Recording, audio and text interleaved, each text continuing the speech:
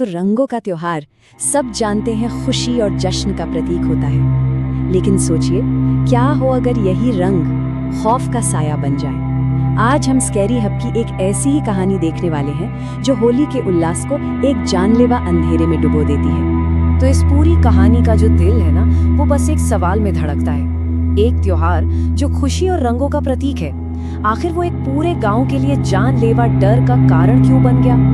कैसे?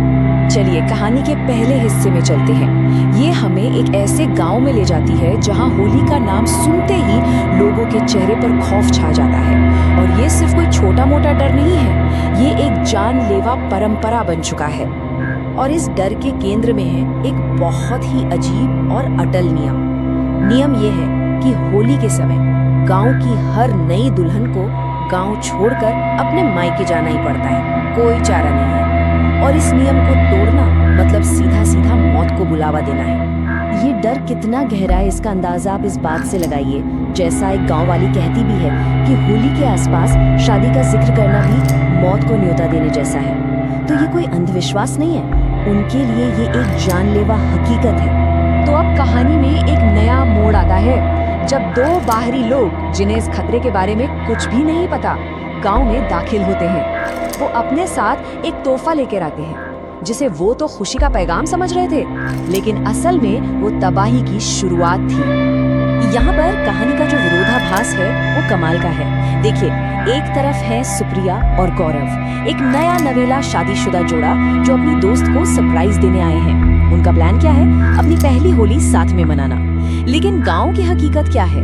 उनका आना मौत के फरमान से कम नहीं था। और बस यहीं पर गांव वाले अपने सालों पुराने डर का राज खोलते हैं। रूपा का श्राप। रूपा एक औरत की आत्मा, एक प्रेत जो सालों से गांव पर कहर बरपा रही है। गांव वालों का मानना है कि रूपा की आत्मा किसी भी नई दुल्हन को गांव में होली नहीं मनाने देगी, कभी नहीं। और फिर जैसा कि ऐसी कहानियों में होता है, उनके बचने के सारे रास्ते एक एक करके बंद होने लगते हैं। जैसे ही उन्हें खतरे का अंदाजा होता है, सुप्रिया और गौरव जाने की कोशिश करते हैं, लेकिन उनकी कार रहस्यमयी तरीके से बंद पड़ जाती है। मैकेनिक को फोन करते हैं तो वो डर के मारे रात में आने से साफ मना कर देता है और बस वो उस गांव में फंस जाते हैं। तो अब तक जो कहानी सस्पेंस में चल रही थी वो यहाँ से सीधे सीधे हॉरर में दाखिल होती है। अब तक जो सिर्फ एक चेतावनी थी ना, वो अब एक भयानक हकीकत बनने वाली थी। आधी रात का वक्त गौरव की नींद खुलती है और वो क्या देखता है कि सुप्रिया बिस्तर पर नहीं है। वो घबराकर खिड़की से बाहर देखता है और उसके तो होश ही उड़ जाते हैं। सुप्रिया किसी अनदेखी ताकत के वश में घर से बाहर उस घने अंधेरे की तरफ बढ़ती जा रही थी।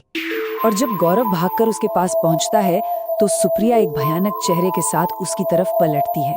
उसकी आंखें एकदम जम चुकी थी और चेहरे पर एक शैतानी हंसी थी और उसके मुंह से जो पहला शब्द निकलता है वो है, बच नहीं पाओगे।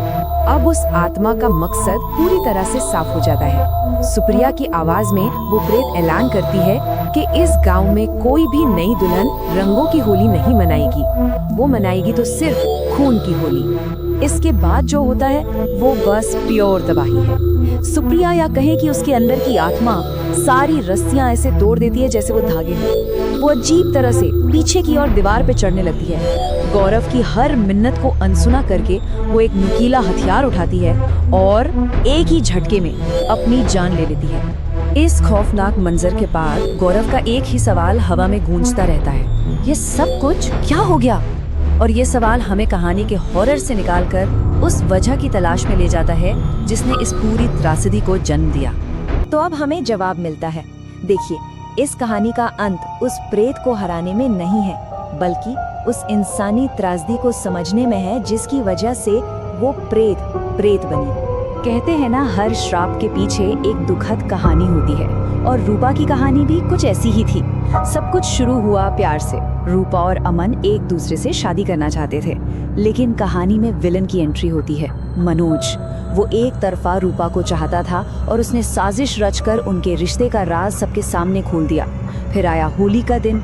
रूपा ने सबके सामने मनोज को थप्पड़ मारकर अपनी बेइज्जती का बदला लिया। लेकिन ये अपमान मनोज के लिए बदले की आग बन गया। उसने धोखे से रूपा को नशीला गुलाल लगाया और उसे पानी के टब में डुबोकर मार डाला। एक प्रेम कहानी का अंत हत्या पर होता है और बस यहीं से जन्म होता है एक श्राप का। मनोज की यही जहरीली सोच, अगर तू मेरी नहीं हो सकती तो मैं तुझे किसी और का भी नहीं होने दूंगा, इस पूरी त्रासदी की जड़ थी। उसका वो पागलपन, उसकी वो जलन, उसने एक प्रेम कहानी को हत्या और बदले की एक खौफनाक दास्ता में बदल कर रख दिया। तो इससे हमें पता क्या चलता है कि ये जो हॉरर है ये एक अनसुलझे अन्याय की पैदाइश है। गांव वाले बताते हैं कि रूपा की आत्मा इतनी शक्तिशाली हो चुकी है कि कोई पूजा पाठ, कोई मंत्र उस पर असर नहीं करता। उसे तब तक शांति नहीं मिलेगी जब तक उसे वो न्याय न मिल जाए जो जीते जी उससे बेरहमी से छीन लिया गया था। और हम इस विश्लेषण को इसी सवाल के साथ खत्म करते हैं। एक ऐसा सवाल जो बदला, न्याय और शांति की कभी न खत्म होने वाली बहस को छेड़ता है। क्या रूपा की आत्मा को कभी मुक्ति मिलेगी? क्या एक टूटे हुए दिल से जन्मी नफरत कभी खत्म हो सकती है?